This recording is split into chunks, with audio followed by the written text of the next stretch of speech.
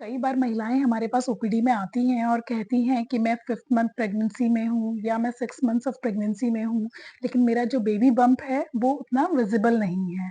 या इसका अपोज़िट भी होता है, इसका उल्टा भी होता है कि मैं जो हूँ मैं 4 मंथ प्रेग्नेंट हूँ, लेकिन हर कोई मुझे टोक रहा है कि क्या 7वाँ महीना चल रहा है या 8वाँ महीना चल रहा है।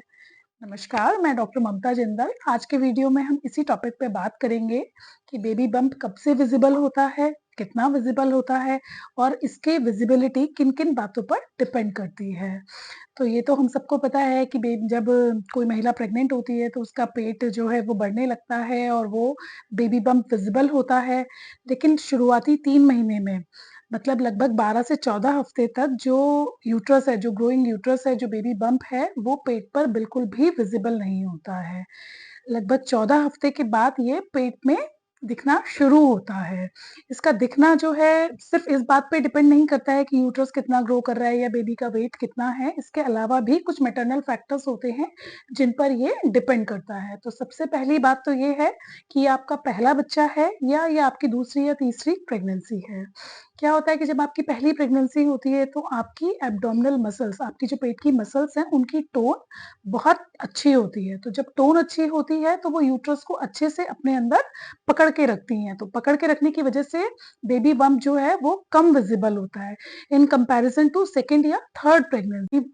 जब आप मल्टीपल टाइम प्रेग्नेंट हो चुके होते हैं तो आपकी एब्डोमिनल मसल्स जो होती हैं वो रिलैक्स हो जाती हैं, उसकी वजह से बेबी बम्प ज़्यादा विज़िबल होता है। इसके बाद सेकंड फैक्टर है जिस पे ये डिपेंड करता है कि आपकी सिंगलटन प्रेगनेंसी है या ट्विन या उससे ज़्यादा। मतलब अगर आपके गर्भाशय में 1 बच्चा है तो बेबी बम्प कम विज़िबल होगा, अगर गर्भाशय में 2 या उससे ज़्यादा बच्चे हैं तो बेबी बम्प ज़्यादा विज़िबल होगा। तीसरी बात जिस पे ये डिपेंड करता है वो है मदर की एज। जब यंग मदर होती हैं तो उनकी मसल टोन अच्छी होती है जिसकी वजह से बेबी बम्प भी कम विज़िबल होता है, लेकिन अगर मदर एल्डरली है मतलब 35 या 40 साल में उन्होंने प्रेगनेंसी प्लान की है तो बेबी बम्प ज़्यादा विज़िबल होता है। इसके अलावा डिपेंड करता है कि बच्चे का वज़न कितना है। अगर बेबी का वेट गेन अच्छा है तो बेबी बम्प ज़्यादा विज़िबल होगा। अगर बेबी का वेट कम है, बच्चा जो है उसकी ग्रोथ कम है, बच्चे जो है आईयूजीआर है तो बेबी बम्प कम विज़िबल होगा। इसके बाद एक और फैक्टर है जो ये डिसाइड करता है वो है बच्चे के चारों तरफ का पानी।